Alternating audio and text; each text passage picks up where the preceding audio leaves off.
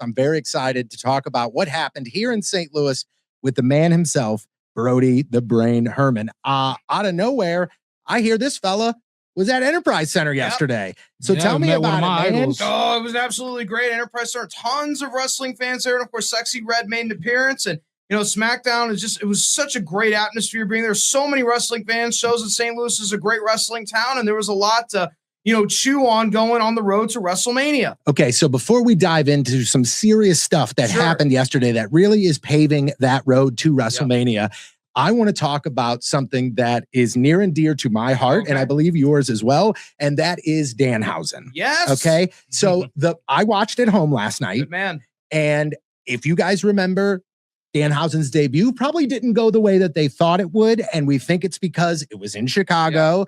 We're not 100% sure if that crowd ate into it, but as we've seen over the past couple weeks, Danhausen continued to get louder pops. Danhausen continuing to get support on social media.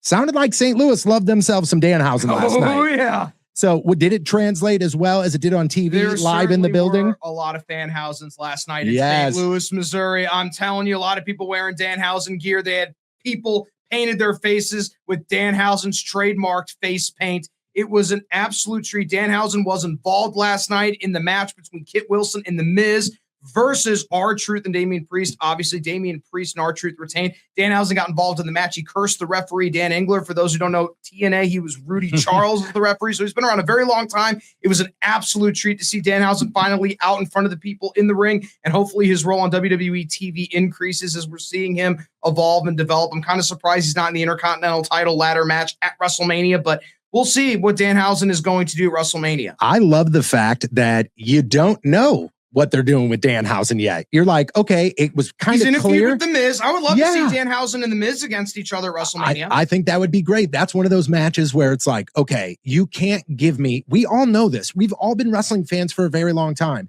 Even though it's WrestleMania, we know we're not going to get 10 banger matches. Right. You got to give me a break. Give me a match to go grab a piece of pizza. Give me a match to go to the bathroom, And like, that is that perfect match. If you are a Danhausen fan, you're going to watch that match. But if not, go do what you got to do and then come back. Wrestling overload is real. It happens, especially with all these different promotions, and every single day of the week there's a show. So those types of matches make sense. So it was nice to see Danhausen get some love in St. Louis last night. Lots of stuff developed this week when it comes to Raw, when it comes to SmackDown. But again, you live in the building at SmackDown.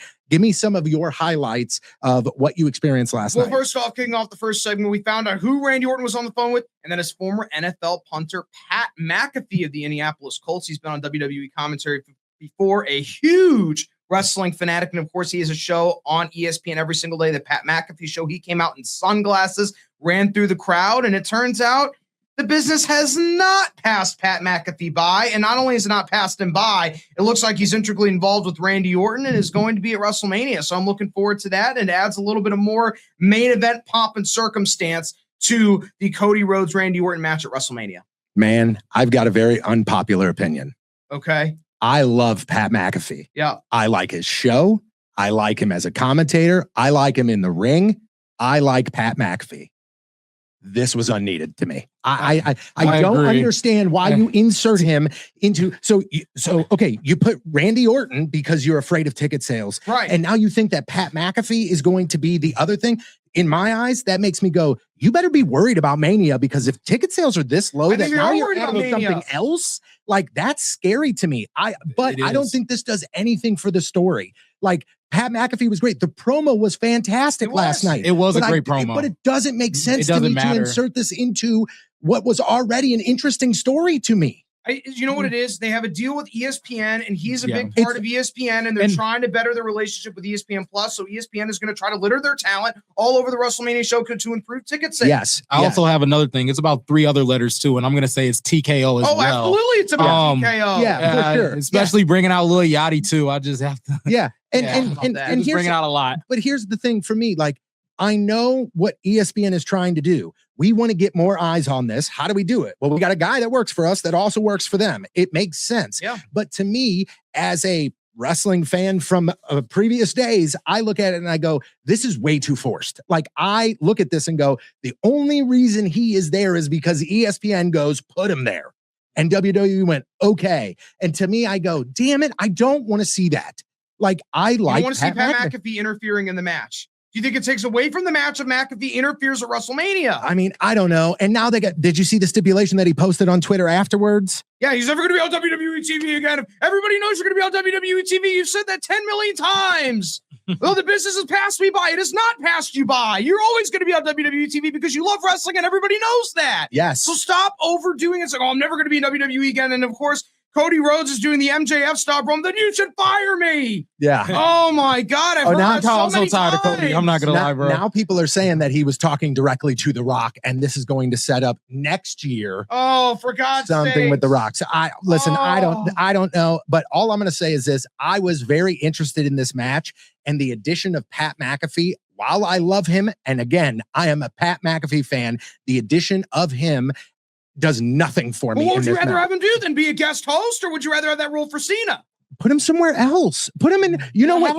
Or something. You know where Pat McAfee would have fit really well for me? Have Pat McAfee do something with Danhausen, because that would have been hilarious. But isn't the whole idea that I'm the more wrestling purist guy now? I'm the Cornette listener. That's what McAfee is. I'm like, purist? Okay. Why would you be hanging out with Danhausen? I don't know. I mean, I understand why they want him involved in Mania, and I don't disagree that he shouldn't be involved in Mania. But okay, they just announced John Cena as the host of Mania. Have him and McAfee do it. That would be hilarious to me, because I think they both play off of each other really well. You want to utilize him that way? That's a great way to do it. But I think inserting him into this match, while again, and I'm going to contradict myself here, I don't think it's going to make the match better or worse. I think it's going to be the same type of match. I just don't think it was necessary to put him into this picture and into the story. I just don't think it was. Okay. I think I would have been more excited for Cowboy Bob Orton to come out. You want to know that would have got some ticket sales for Mania, maybe? If they would have brought out Ted DiBiase Jr. And a lot of people thought that. Like, especially with fresh off the court case. Fresh off the court case, man. He beat it, baby. Yeah, he's been acquitted. So talk to me about Cena's role in Mania here. Like, what? He's going to be the host of WrestleMania, despite the fact that he's not being inducted in the Hall of Fame this year, which is kind of an awkward thing. I'm like, well, why aren't you just inducting him in the Hall of Fame this year? Well, I'll tell you, I read this online, but I read that John Cena and AJ Styles were supposed to go in together, and Cena said, put him in, give him his dues. I'll go in next year. That's fine. Then I don't know how true that is. Then that's fine. I don't care. He's going to get in the Hall of Fame at some point. If it's this year or next year, it makes no difference, but he's hosting WrestleMania, and then he's going to have to ask, well, why aren't you going in the Hall of Fame this year? That's just a question he's going to have to answer to. Yeah.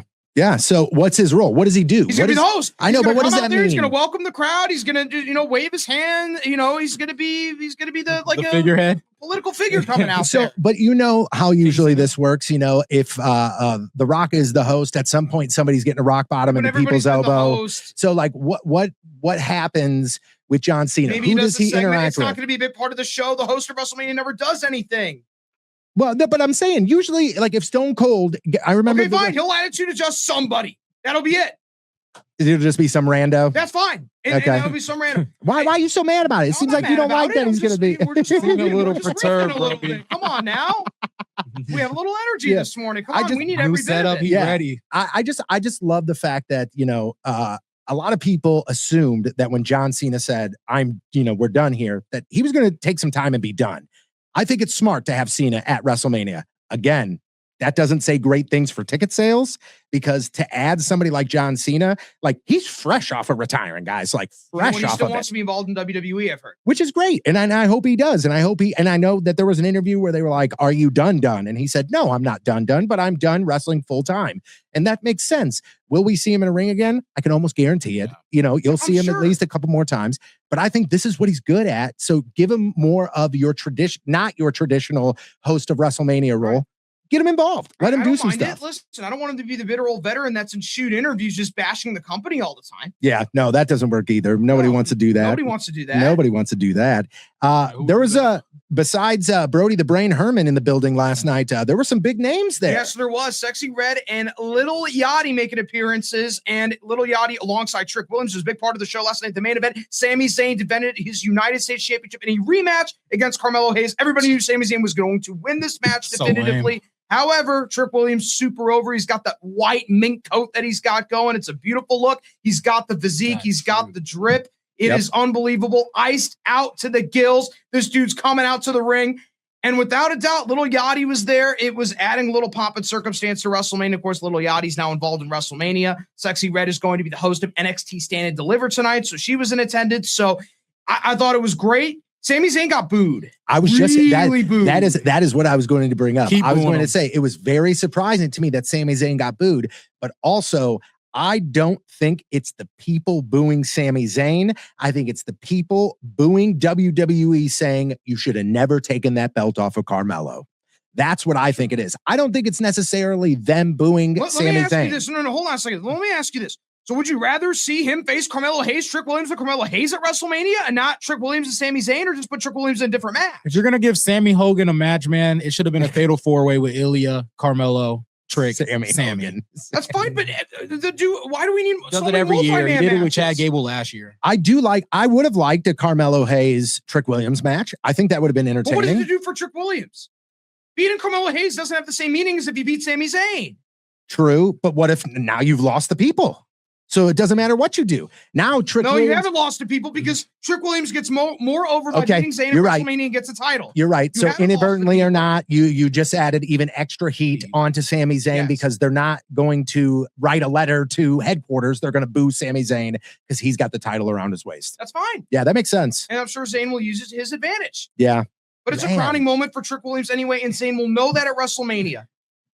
You know what? That's a great point. And he is so over right now. If he wins this and they do put the belt around his waist, that is an absolute rocket for Trick Williams. Of course it is. Because a lot of people thought he was going to be in the main event picture right away. You know, like a lot of people did think that, and he was. He's competing for a title. I don't know what else I could say about that. Yeah, he is going to be in the conversation as far as who's up next for one of the big belts. He will. True. He has to be because he's got the look. You're right. He's got the persona and he's got the talent in the ring. So it's going to be excited to see him.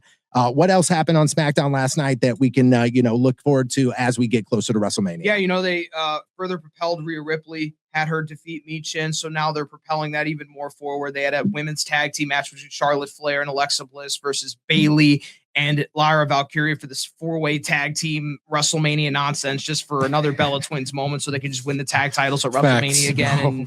You want to talk about the worst match on the card? It's going to be that. So that's your popcorn match for either night 1 or night 2 is a 4-way women's tag title match that nobody asked for. Yeah, and this is not us saying, oh, it's another women's match, boo. That's not it. I mean, we love women's matches, but we find that these 4-way women's tag matches they're thrown together. They're not written well as far as the actual match. So it's hard to get invested in that. What does the women's tag titles have done for Nia Jackson Last Legend? I think nothing. You probably, if you would have said, hey, you got 8 seconds to name who's got those belts, I wouldn't have been able to tell. And nobody else can either. They were not over. And it's a shame because you know what? It's like they kind of threw those belts together. They had some significance for a hot minute, and then they were clearly put on the back burner. Quickly, very quickly. I feel like Nia Jax drags Lash Legend down, doesn't propel her. I do agree with you there because I've said since we first started talking about Lash Legend and her making her way back or up to the main roster, I have said that is the one I am watching because she is just too good. If you take beauty, you take bronze, you put it together, and then you give it a personality and make her a worker, the hell out of here. I can't not watch her. I can't. Yeah, you're right. But I can't not watch her because she is powerful. She's powerful. And it is very, very impressive. And all we're going to get at WrestleMania is another Bella Twins moment so they can have another run with the tag titles again. And I don't know, man. I don't know. I can't. So that was last night.